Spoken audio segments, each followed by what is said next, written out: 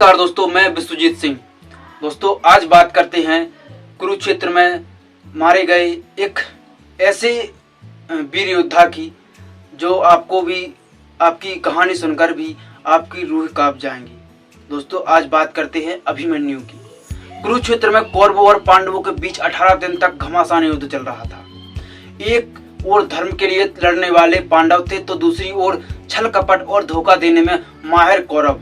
उन्होंने छल से युद्ध जीतने के लिए एक रणनीति बनाई। उनकी योजना थी कि वो अर्जुन को युद्ध में उलझाकर चारों भाइयों से दूर ले जाएंगे और फिर युधिष्ठिर को बंदी बनाकर युद्ध जीत लेंगे। अब यह युद्ध वाले दिन कौरव सेना की एक टुकड़ी अर्जुन से युद्ध करते हुए उन्हें रणभूमि से दूर ले गई। वहीं गुरु द्रोणाचार्य ने युधिष्ठिर को बंदी बनाने के लिए चक्रव्यूह की रचना की, जबकि पांडवों में सिर्फ अर्जुन को पता था कि चक्रव्यूह को कैसे तोड़ना है।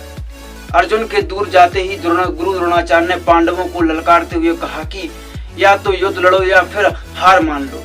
युद्ध के नियम के अनुसार युद्ध लड़ना जरूरी था। यदि युद्ध ना करते तो भी हार जाते और युद्ध करते तो भी हार निश्चित थी।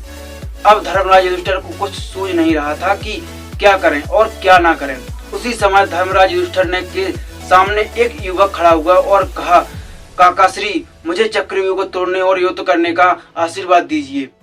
युवक कोई और नहीं बल्कि अर्जुन का पुत्र अभिमन्यु था। अभिमन्यु अभी मात्र 16 वर्ष का ही था, लेकिन सभी जानते थे कि वह युद्ध कौशल में अपने पिता के जैसा ही निपुण है। युधिष्ठिर ने अभिमन्यु को मना किया, लेकिन अभिमन्यु नहीं माना और उसने कहा, मुझे चक्रव्यूह तोड़ना आता है। जब मैं अपनी माँ के गर्भ में था तो पिता ने माँ को चक्रव्यूह तोड़ने का तरीका बताया था।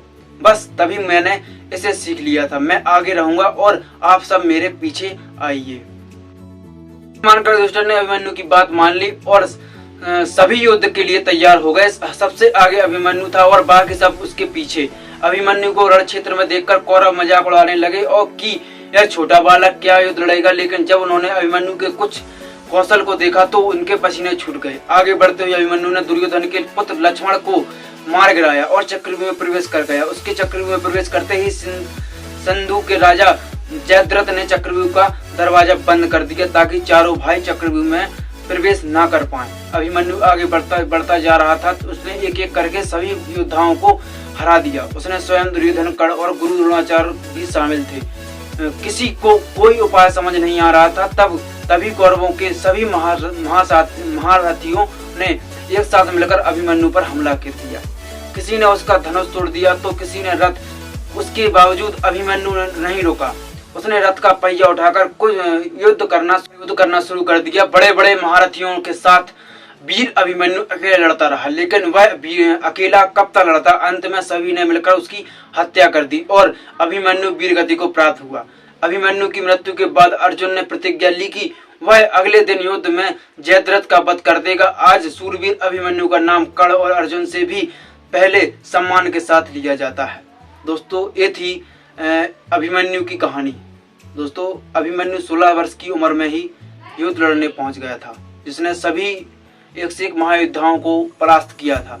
अंत में लेकिन सभी एक साथ मिलकर उस अभिमन्यु का वध कर दिया था, सभी ने एक साथ मिलकर, जिसलिए वो वीर गति को प्राप्त हो गए थे। दोस्तों ये थी अभिमन्यु की कहानी। ऐसे ही महाभारत की कुछ कहानियां सुनने के लिए हमारे YouTube चैनल विश्वजीत थिंकिंग को लाइक, शेयर, सब्सक्राइब जरूर करें। धन्यवाद।